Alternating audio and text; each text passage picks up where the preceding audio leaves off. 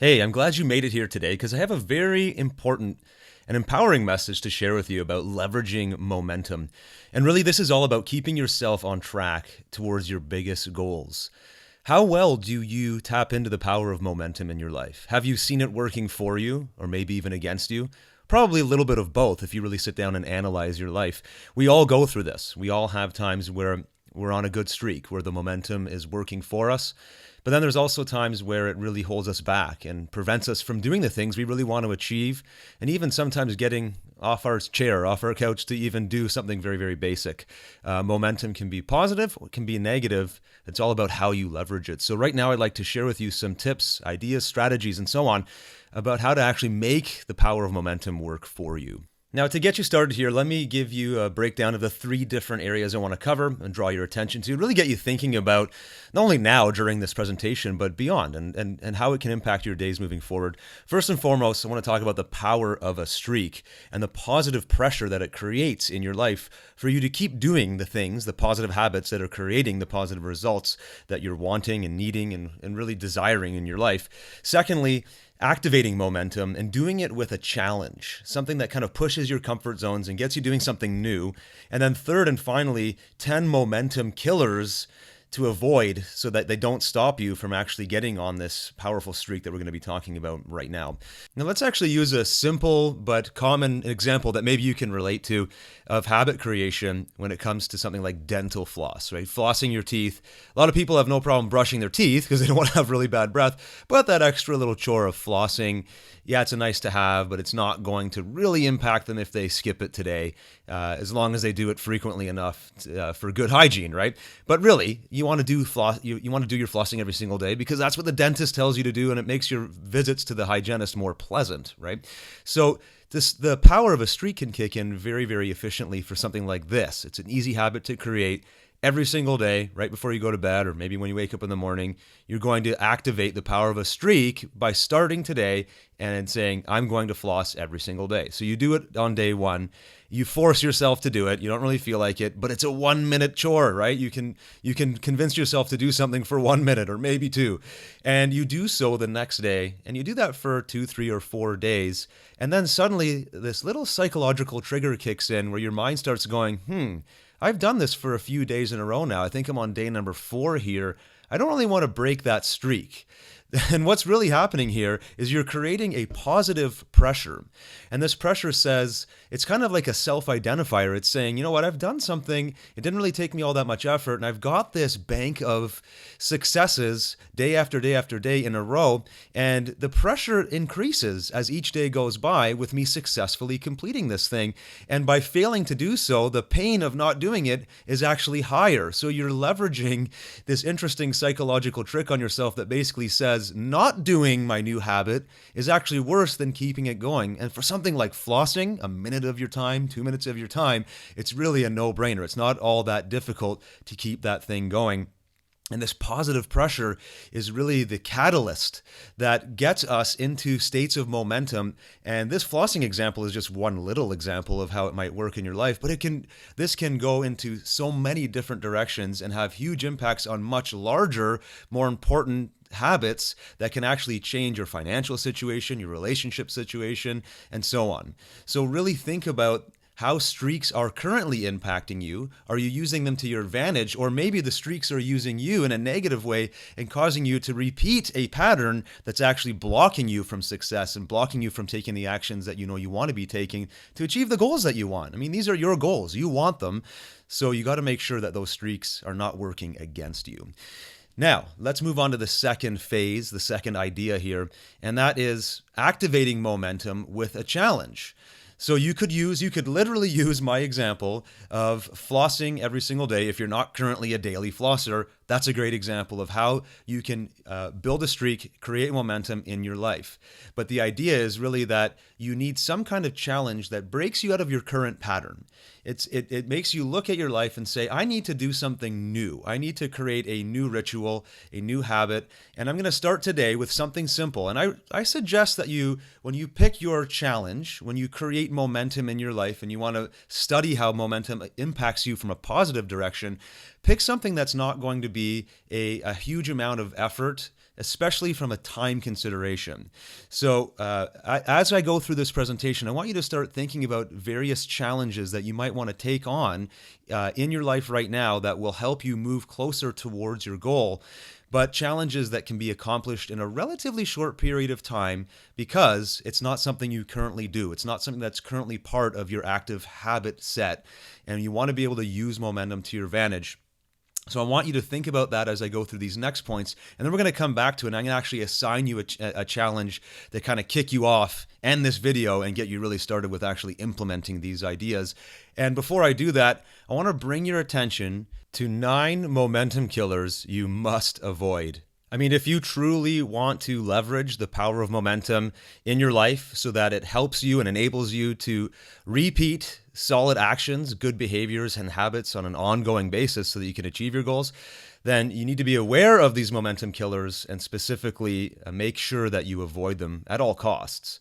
Now, the first one is procrastination. Now, the ironic thing is that the best way to overcome procrastination is to create momentum. And the longer you wait to begin a project or a new way of life or whatever habit, the more difficult it becomes. Procrastination creates resistance, and that resistance is difficult to overcome because we perceive it as too hard to achieve, whatever it is we're going for. What you're really doing is avoiding the issues. Feel and think well by leaving procrastination in your rearview mirror at all times. Now, the second momentum killer to avoid at all costs is this 4-letter word right here, fear. Fear causes you to quit what you're doing or what you may have been capable of doing. You stop taking risks and stop trying to move forward, and often just give up when you allow fear to run your life. The best way to deal with fear is to conquer it, but you got to do it one step at a time. So ask yourself, what would happen if you were really brave enough to create momentum with a project or life change, or something that you're going to stop doing in some cases? You'll likely find that the positive results of this new momentum will outweigh the negative, and the fear will no longer stop you. The third momentum killer to avoid is success. This whole idea that I've arrived and the passion is now dwindling for me to accomplish more because I'm already there. The best thing you can do after a success in any area of your life, I don't care where it is to immediately find a greater challenge, a bigger goal, a different risk to concentrate on. You've already proven you can succeed in one area, but that's just one area. There's so much more left for you to do. So make sure that you create momentum for other life's challenges. Now, the fourth momentum killer to avoid, and this is a biggie, bad habits. Do you have any of these? Do I? I certainly do. I'm sure you do as well. We'd all like to rectify them, but some of us have habits that are actually weakening our will and our ambition and basically keeping us from our goals. So if you find yourself hitting the snooze button when you should be getting up, or reading emails on Facebook when you should be productive, or becoming absorbed in a television show when you should be exercising, then you've got some bad habits to work on. But as you rid yourself of your bad habits, one by one, you'll create more positive momentum in your life. You'll want to do these positive activities that have replaced your negative habits, and you'll have this pressure that we talked about earlier to keep going in that positive direction. Now, moving on to the fifth momentum killer that you want to avoid, distractions. The only way to deal with and overcome distractions in your life is don't let them. Think about the major distractions in your life right now, keeping you from accomplishing your goals. Is it the television? Is it saying yes too often or surfing the net so much that you can't even resist anymore? Use your willpower whenever possible and some positive self-talk if needed to get yourself back on track of what you really should be working on right now. Notice when distraction is impacting you and take action in the other direction so that you can keep your momentum going. The sixth momentum killer, negative self-talk. I already alluded to this a little bit. There are many ways to turn a negative self-talk into positive self-talk. Meditation may do it for some, or immersing yourself in positivity if you need to. That means getting rid of or pushing back the negative elements in your life. It could be a relationship or even your own lack of self-confidence you need to work on. I'm not sure what it is for you. Motivation cannot survive if you live with negative self-talk. So analyze it, catch yourself when you're in these patterns of negative self-talk, switch it off, and keep that momentum going in your life. Now, speaking of motivation, the seventh momentum killer to avoid here is lack of motivation. Now, you may think of a great idea, right? And you know it would take off and make you financially sound for the rest of your life if you acted on it. If you're not motivated to back it up with action, then you may as well just give that idea to someone else who will run with it. Have you ever had an idea like that, by the way? I'm sure you have. I have too. Motivation creates momentum, and vice versa. Momentum creates motivation. So you want to make sure that, at least in the initial phases, when we get into the challenge part of this presentation, that you use the momentum to give yourself a sense of motivation, but you also need to create that motivation in the beginning. It's that fuel that gets you going. And sometimes you'll just have to create it out of thin air. Change what you focus on, change the way you use your body, however you need to behave and act and think and feel to create the motivation that gives you the momentum. Do it, but use it to your advantage, and don't allow a lack of motivation to really get in the way or stop you here. That brings us to the 8th momentum killer, and this is a tough one for a lot of people: failure. Failure at something you attempt can either be the death of momentum or the catalyst that turns your failure into success. Fear of failure prevents greatness from happening. Think about past failures and how you handled them. It could be a relationship failure, business failure. What did you do? Did you move on or get stuck in the mire of your own doubts and fears? Or did you proceed a little bit more confidently? How would you do it differently if you didn't react the way you wanted to? Really examine any time failure creeps into your life here, and make sure that it does not stop you from perpetuating the momentum that you know you need that's going to make you successful. And finally, the 9th momentum killer to avoid is apathy.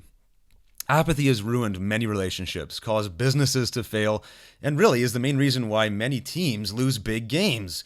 With apathy, momentum is sure to fail, and excuses take over your thoughts of success. Now, you can fight apathy.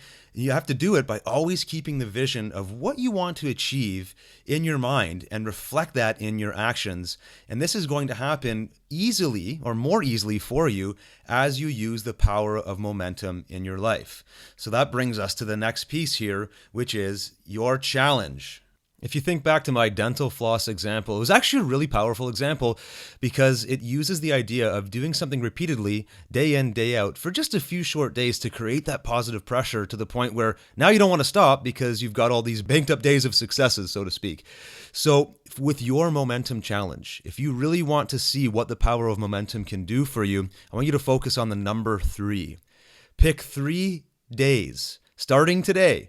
And for the next 3 days, you are going to do something to allow yourself to create momentum. Now, you could use the floss example. It could be anything, really. And it could also be something that you do or something that you stop doing for the next 3 days. So what I suggest you do is take out a pen and paper, or even on your tablet or whatever device, and make a list of various habits or ideas that could fall into this momentum challenge, and pick activities or actions or habits or whatever that you can perform in a relatively short period of time each and every day for the next 3 days. Now, your goal is to, and if you have to, is to force yourself to take this action every single day for 3 days so that you can get on a streak. Once day 4 comes, I want you to pay attention to your psychology. I want you to pay attention to what's happening to you from the perspective of momentum. You've had 3 wins in a row, and the pressure of losing those 3 wins will actually help you propel yourself forward to the point where you'll want to do it again for day number 4. And if it's not quite there yet, then keep forcing yourself to do it. And maybe this number goes from a 3 to a 6 to a 9. I don't know what it is for you, to the point where you no longer want to stop doing this thing because that pressure is there, and you want to see how long you can go. You don't want to lose out on all this work that you've done. So keep going. The number 3 is your initial target, but you need to keep going until you reach that point where you don't want to stop. And use all of these tactics and techniques that I've told you about in this presentation to keep you on track and help you avoid the things that are really going to pull you away from this challenge. So best of luck with it. I wish you massive success, and I look forward to hearing about all of your achievements.